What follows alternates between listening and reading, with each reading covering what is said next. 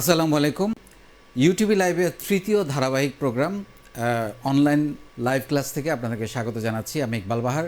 এইটা আমরা শুরু করেছি আজকে, ইনফ্যাক্ট এটার দ্বিতীয় ক্লাস। আমরা এরই মধ্যে প্রথম ক্লাস করেছি। আপনারা জানেন যে আমি এর আগেও বলেছিলাম যে অ্যাকাউন্ট্যান্ট যারা অ্যাকাউন্ট্যান্ট না, এরকম উদ্যোক্তার সংখ্যা অনেক বেশি হয়। নর্মালি উদ্যোক্তারা অ্যাকাউন্টিং ব্যাকগ্রাউন্ডের হয় না, তারা হয়তো বা আর্টস, কমার্স, সায়েন্স বা টেকনিক্যাল কোনো গ্রাউন্ড থেকে আসতে পারেন, ইভেন ডাক্তার, ইঞ্জিনিয়ারও উদ্যোক্তা হতে পারেন। সো তারা বেসিক্যালি অ্যাকাউন্টিং টার্মিনোলজিগুলো নিয়ে তাদের একটু ভয় থাকে, কিন্তু এটা একটা কোম্পানির একটা অংশ, একটা প্রাণ অ্যাকাউন্টস, তাই না? সব কিছু তো দিন শেষে টাকায় কনভার্ট করতে হয়।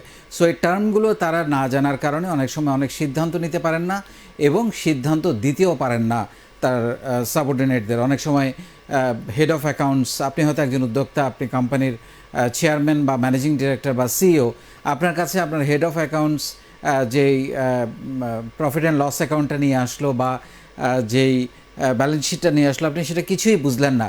এটা তো হতে পারে না। অন্তত কিছু বেসিক জিনিস আপনি যাতে দেখলে বুঝতে পারেন এটা চেহারাটা কেমন, এটার টার্মিনোলজিগুলোর অর্থ কী, সেইটা আমাদের মূলত চেষ্টা, যার কারণে আমরা নাম দিয়েছি অ্যাকাউন্টিং ফর নন অ্যাকাউন্টেন্টস।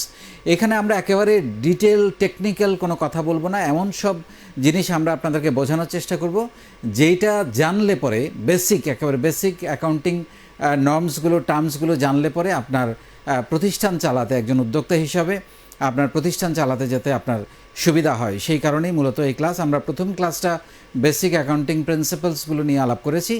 আজকের যে ক্লাসটা সেটা আমরা আলাপ করব মূলত প্রজেক্ট প্রপোজাল বা পিচিংয়ে আপনার কি কি অ্যাকাউন্টিং টার্মগুলো আপনার জানা দরকার, দুই দিক থেকে আমি আলাপটা করব।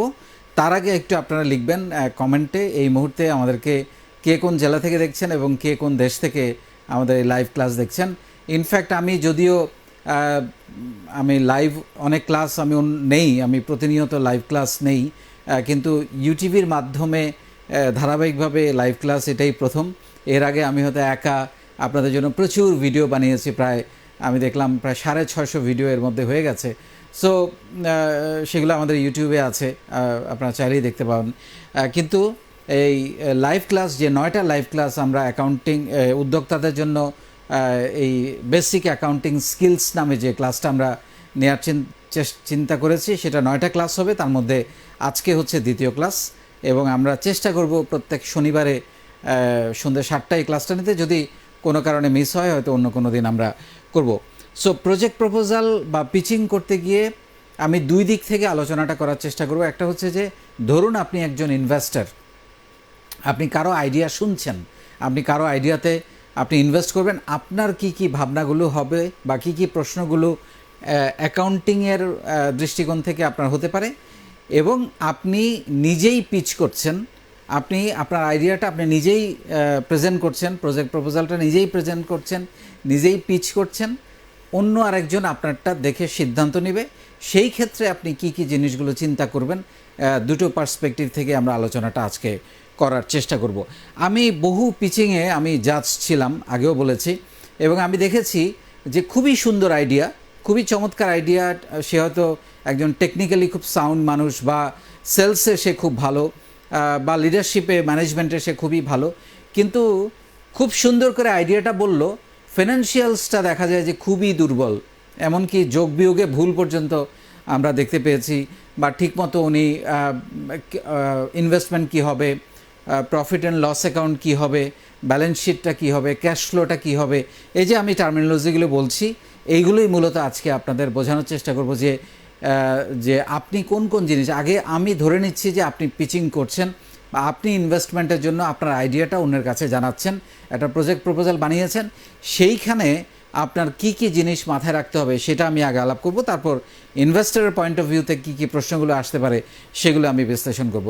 প্রথমেই আপনার মাথার মধ্যে রাখতে হবে যে আমার প্রজেক্ট কস্টটা কত, প্রজেক্ট কস্ট, হ্যাঁ, প্রজেক্ট কস্টটা আপনার কত টাকা, এটা আপনাকে আগে বের করতে হবে। এখন এই প্রজেক্ট কস্টের মধ্যে যেটাকে আমরা বলি ফান্ডিং, হ্যাঁ, যেটাকে বলা হয় যে এইটা তৈরি করতে আসলে কত টাকা ফান্ডিং লাগবে। এখন এই ফান্ডিংয়ের মধ্যে আপনি ইনভেস্টরদের কাছ থেকে কত টাকা ফান্ডিং চাচ্ছেন ইনভেস্টার্সদের কাছ থেকে, অথবা আপনি লোন হিসেবে আপনি কত টাকা চাচ্ছেন, এটাও কিন্তু ক্লিয়ার থাকতে হবে। যে অথবা এমনও হতে পারে যে পুরো টাকাটাই আপনি ইনভেস্টারের কাছে চাচ্ছেন, লোন আপনি নিতেই চাচ্ছেন না। শুরুতে লোন না নেওয়াটাকে আমি এনকারেজ করব, কিন্তু বড় প্রজেক্ট হলে ডেফিনেটলি লোন লাগবে। তো সেই ক্ষেত্রে এই ফিগারটা আপনার লাগবে। এখন ধরেন কথার কথা, আপনি যেই আইডিয়াটা প্ল্যান করেছেন সেই আইডিয়াটা বাস্তবায়ন করতে আপনার হয়তো 5 লাখ টাকা লাগবে। 5 লাখ টাকা লাগবে। এটা 50 লাখ হতে পারে, 1 কোটি টাকা হতে পারে, বা 25 লাখ হতে পারে। আমরা ধরে নিলাম 5 লাখ টাকা। এখন আপনি এই 5 লাখ টাকাকে কিভাবে ভাঙবেন? এখানে আপনি কি পুরো টাকাটাই তার কাছে চাচ্ছেন, ইনভেস্টারের কাছে চাচ্ছেন? এখানে আরেকটা উইং আছে, সেটা হচ্ছে যে আপনি কত টাকা ইনভেস্ট করবেন, বা আপনি করবেন কি না আদৌ, এইটাও কিন্তু এখানে আপনাকে বলতে হবে। কারণ এগুলো কিন্তু ইনভেস্টার শুনতে চায় যে শুধুই আইডিয়া, আপনি কি কোনো টাকা পয়সা দিবেন না। তাইলে এই 5 লাখকে এখন আপনার ব্রেকডাউন করতে হবে পার্সেন্টেজ করে, যে কত পার্সেন্ট আপনি নিজে দিবেন, কত পার্সেন্ট আপনি ইনভেস্টারের কাছে চাচ্ছেন, এবং কত পার্সেন্ট আপনি লোন হিসাবে আপনার এই প্রজেক্টে 5 লাখ টাকার জন্য চাচ্ছেন। এমনও হতে পারে পুরো 5 লাখ টাকা ইনভেস্টার দিবে, যদি এমনও হতে পারে আপনি হয়তো আগেই সারেন্ডার করলেন, আমার কাছে কোনো টাকা নেই, পুরোটাই আপনাকে দিতে হবে, সেই অনুযায়ী আপনাকে প্ল্যানটা তৈরি করতে হবে।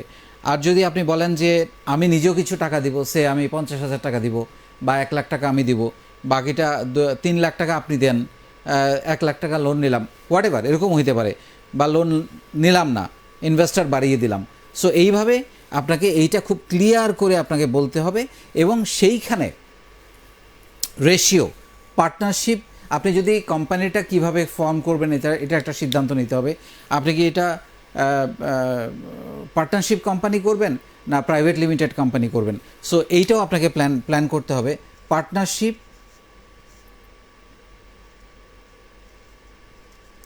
Partnership or private limited company, এই দুইটার একটা আপনাকে প্ল্যান করতে হবে যে আপনি কিভাবে এটা করবেন। পার্টনারশিপ কোম্পানি করলে সুবিধা যেটা, খরচ কম, মানে ডকুমেন্টেশন।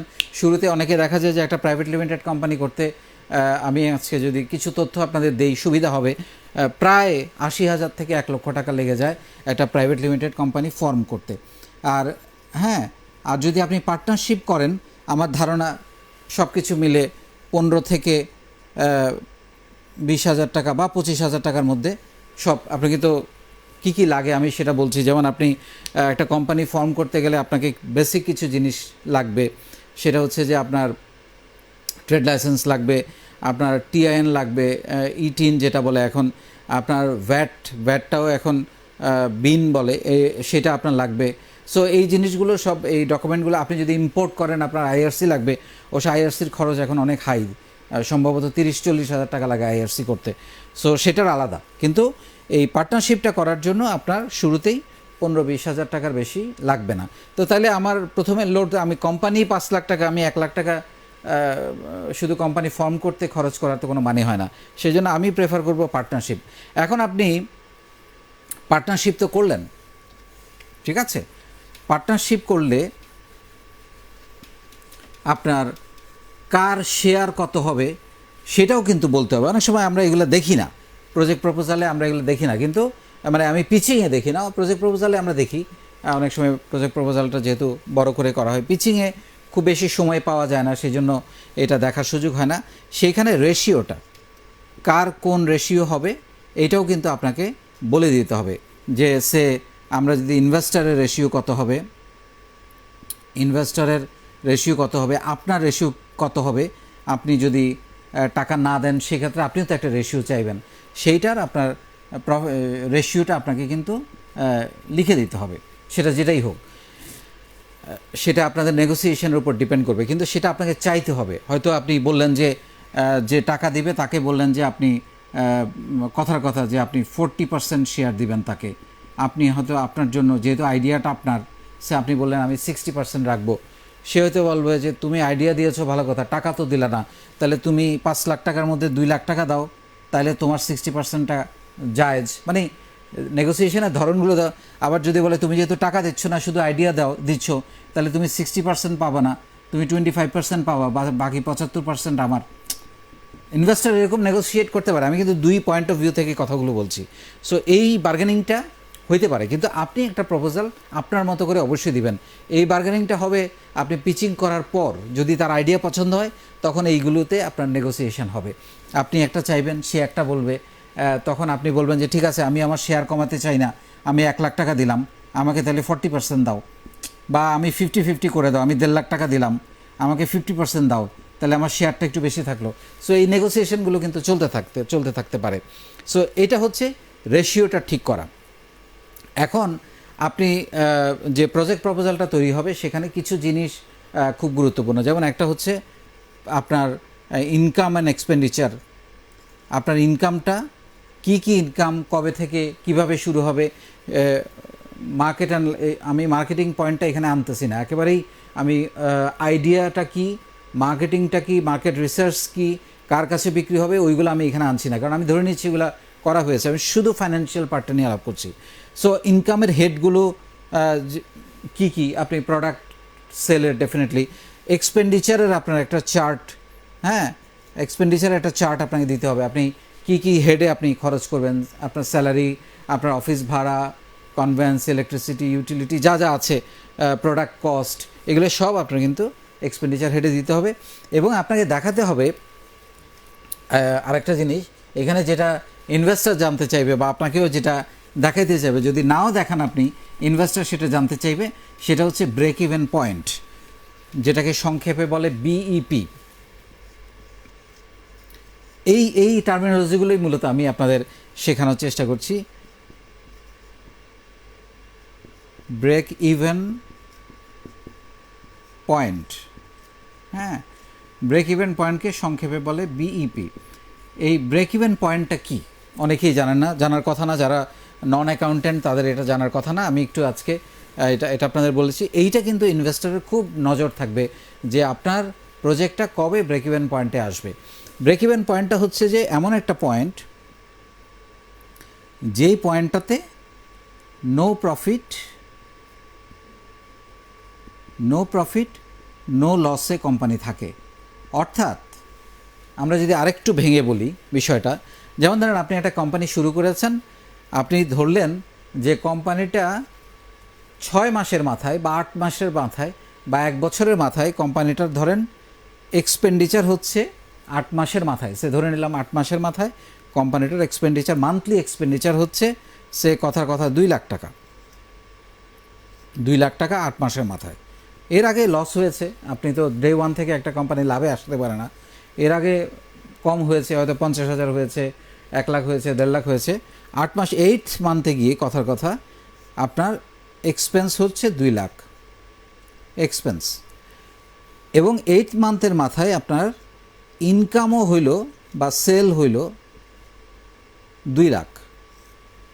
এই জায়গাটাকে, এই 8th মান্থটা হচ্ছে ব্রেক ইভেন পয়েন্ট। মানে ইনভেস্টর জানতে আগ্রহী যে কোন মাসের মাথায় গিয়ে আমার টাকা দেওয়া লাগবে না, মানে আমার ক্যাপিটাল থেকে টাকা যাবে না। কারণ একটা জিনিস আপনাকে মাথায় রাখতে হবে, আমরা যদি কথার কথা এরকমভাবে চিন্তা করি যে আপনার কোম্পানির কার্যক্রম শুরু হয়ে গেছে বা আপনার বিজনেসের কার্যক্রম শুরু হয়ে গেছে, মান্থ 1, মান্থ 2, মান্থ 3, 4, 5, 6, 7, 8 কাজ শুরু হয়ে গেছে। প্রথম মাসে আপনার ইনকাম হলো 0, কিন্তু এক্সপেন্ডিচার তো চলতে থাকবে। কথার কথা মান্থলি এক্সপেন্ডিচার সেই 2 লাখই, 2 লাখ মান্থলি এক্সপেন্ডিচার, কিন্তু ইনকাম 0। পরের মাসে আপনার ইনকাম হলো কথার কথা 10,000, 10,000, এক্সপেন্ডিচার আবার 2 লাখ, তাই না? পরের মাসে ইনকাম হলো কথার কথা 25,000, এটা সেম। এরপরের মাসে হইল ধরেন 50,000, এটা 2 লাখ, সেম, এটা 2। তারপরের মাসে হইল ধরেন 1 lakh income, expenditure same 2 lakh, হ্যাঁ। 6 মান্থে গিয়ে 1,25,000 হলো, এখানেও 2 লাখ, কম বেশি হইতে পারে, 5-10 হাজার টাকা এদিক ওদিক হইতে পারে। এখানে এসে হলো 1.5 লাখ, এখানেও 2 লাখ, এখানে এসে হলো 2 লাখ, এখানেও 2 লাখ, তাহলে আমার অষ্টম মান্থে হলো ব্রেক ইভেন পয়েন্ট। কিন্তু দেখেন এখানে প্রত্যেক মাসে একটা ডেফিসিট থাকতেছে। আমি কিন্তু আরেকটা টার্মিনোলজি আপনাকে এই চার্টের মধ্যে দিয়ে বুঝাই ফেলতেছি। কি ডেফিসিটটা? প্রথম মাসে 2 লাখ টাকা শর্ট, দ্বিতীয় মাসে 1,90,000 শর্ট, তৃতীয় মাসে 25,000 হইলে 1,75,000 শর্ট, চতুর্থ মাসে 1.5 লাখ শর্ট, পঞ্চম মাসে 1 লাখ শর্ট, ষষ্ঠ মাসে 75,000 শর্ট, সপ্তম মাসে 50,000 শর্ট, এখানে এসে 0। এই 0টা হলো ব্রেক ইভেন পয়েন্ট। এই একটা বুঝালাম। আরেকটা টার্মিনোলজি একই সঙ্গে বুঝাই ফেলি। এই যে শর্টটা 2 লাখ, 1,90,000 ব্লাবলা মিলে আমি ধরে নিলাম এখানে প্রায় 4,90,000 টাকা শর্ট। কথা আমি যোগটা করি নাই, বোঝার স্বার্থে বলছি। এই শর্টের টাকাটাকে বলে ওয়ার্কিং ক্যাপিটাল। আপনি যে একটা প্রতিষ্ঠান চালাবেন, আপনার এই 8 মাস ধরে 7 মাস ধরে আপনাকে যে সাবসিডি দিতে হচ্ছে, সেইটাকে বলে ওয়ার্কিং ক্যাপিটাল। টার্মিনোলজিটা মাথায় রাখেন, ওয়ার্কিং ক্যাপিটাল।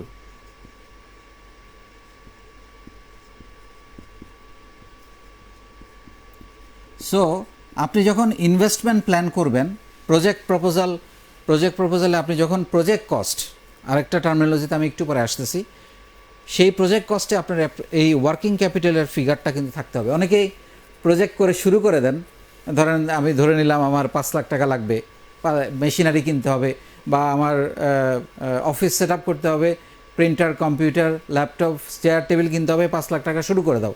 কিন্তু এই টাকাটা যে 8 মাস পর্যন্ত লাগবে, এই হিসাবটা অনেকের কাছে থাকে না। যার কারণে প্রজেক্ট শুরু করে দেওয়ার পর মাথার চুলচিতে থাকে যে আরে আমার তো চলছে না, কারণ আপনার তো এইটা দিতে হবে, এবং এইটা আপনার শুরুর যে ফান্ডিং, যে প্ল্যানটা আপনি করেছিলেন, সেই প্ল্যানের মধ্যে থাকতে হবে। তাহলে এইটা যদি 4,90,000 হয়, এবং আপনি যদি চিন্তা করেন আপনার এই অফিস সেট আপ করতে 5 লাখ লাগবে, তার মানে আসলে আপনার ক্যাপিটাল লাগবে কিন্তু প্রায় 10 লাখ টাকা, 5 লাখে হবে না। সো এই হিসাবগুলো মেবি এটা আরও কম হইতে পারে, আমরা 2 লাখ ধরছি, মেবি খরচ 50,000 হইতে পারে, সো 5 লাখেরও প্রজেক্ট হইতে পারে। সেই জন্য আমি বললাম যে এই ওয়ার্কিং ক্যাপিটাল শব্দটা অনেকে এই শব্দটার সঙ্গে পরিচিত না। ওয়ার্কিং ক্যাপিটালটা কি? ওয়ার্কিং ক্যাপিটাল হচ্ছে ব্যবসা, মানে একদম দুইটা, আরও একটা পার্ট আছে ওয়ার্কিং ক্যাপিটালের। এখানে আরেকটা পেছনের দিক আছে। পেছনের দিকটা হলো আপনি তো আজকে ইনভেস্ট করলেন, কালকে থেকে সেল করা শুরু করবেন না। ওই যে এই যে 0 দেখালাম প্রথম মাস, তাই না? সো এইটা আরও হইতে পারে, মানে আরও আগে থেকেও 0 হইতে পারে। খরচ কিন্তু শুরু হয়ে যাবে, অফিস ভাড়া কিন্তু শুরু হয়ে যাবে। সো এই যে টাইমটা, এই পুরো টাইমটাতে আপনাকে যে টাকাটা সাবসিডি দিতে হবে সেলসের বাইরে, সেটা হচ্ছে ওয়ার্কিং ক্যাপিটাল। সো আমার মনে হয় এর থেকে সহজভাবে বোঝার আর কিছু নাই। সো আপনাকে কেউ যদি আইসা বলে ওয়ার্কিং ক্যাপিটাল কী জিনিস, আমার মনে হয় আপনি এখন খুব সহজে বলতে পারবেন। ব্রেক ইভেন পয়েন্ট এবং ওয়ার্কিং ক্যাপিটাল কী জিনিস সেটা কিন্তু আপনি জেনে গেলেন। এখন আমি আর দুইটা টার্মিনোলজিতে আসব। সেটা হচ্ছে যে প্রজেক্ট কস্ট। প্রজেক্ট কস্টটা খুব ইম্পর্ট্যান্ট। আমি যে কথাটা বলছিলাম, প্রজেক্ট কস্টটা আমরা আজকে এখানে আমি ব্রেক ইভেন পয়েন্টটা রাখলাম, ওয়ার্কিং ক্যাপিটালটা রাখলাম। এই দুইটা টার্মিনোলজি আপনারা আমার ধারণা খুব ভালো করে বুঝতে পেরেছেন উদাহরণগুলো থেকে। এখন আমি আরেকটা টার্মিনোলজি আপনাদের আজকে শেখাবো, বেশি মাথার মধ্যে দিতে চাই না এবং এর বেশি কিছু আপনার দরকারও হবে না। সেটা হচ্ছে যে প্রজেক্ট কস্ট এবং ROI, এই দুইটা বলে আমি শেষ করব আজকে। প্রজেক্ট কস্টটা আপনাকে খুব কেয়ারফুলি করতে হবে, কারণ হচ্ছে যে এইটার উপরে সব কিছু নির্ভর করে প্রজেক্ট কস্ট। এখন এই প্রজেক্ট কস্টে যেটা বললাম সেটা হচ্ছে যে কী কী থাকবে। একটা হচ্ছে আপনার অ্যাসেট কী কী আপনি কিনবেন, হ্যাঁ, অ্যাসেট কী কী কিনবেন। তারপরে হচ্ছে আপনার ওয়ার্কিং ক্যাপিটাল, যেটা বললাম ওয়ার্কিং ক্যাপিটাল, এটা কিন্তু আপনার প্রজেক্ট কস্টে থাকবে। এছাড়া আপনার তো প্রফিট অ্যান্ড লস অ্যাকাউন্ট, যেটা বললাম যে আপনাকে যে বললাম যে আপনার ইনভেস্টর আপনাকে প্রশ্ন করবে যে মাসে খরচ কত, মাসে আয় কত, সেটা তো আপনাকে দেখালাম, সেটা আপনাকে করতে হবে। এখন সবচেয়ে যে বড় প্রশ্নটা ইনভেস্টর আপনাকে করবে আপনি যখন পিচ করবেন বা প্রজেক্ট প্রপোজালটা দিবেন আপনার আইডিয়াটা নিয়ে, সেটা হচ্ছে ROI। এই ROIটা আমি একটু ইলাবোরেট করতে চাচ্ছি। আরওআইটা মূলত হচ্ছে রিটার্ন অন ইনভেস্টমেন্ট। আমি একটু উপরে লিখি, আপনাদের দেখতে সুবিধা হবে। Return on investment.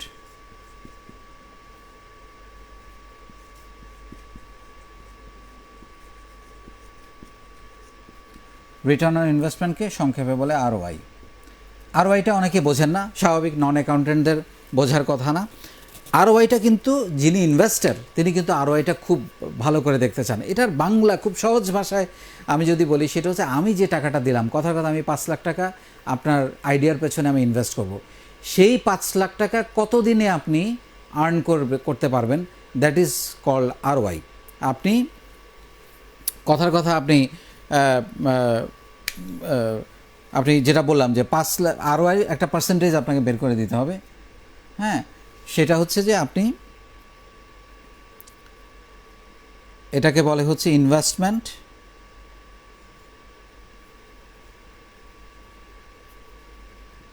আপনি যে ইনভেস্টমেন্টটা করেছেন এবং আপনি যে প্রফিট করবেন,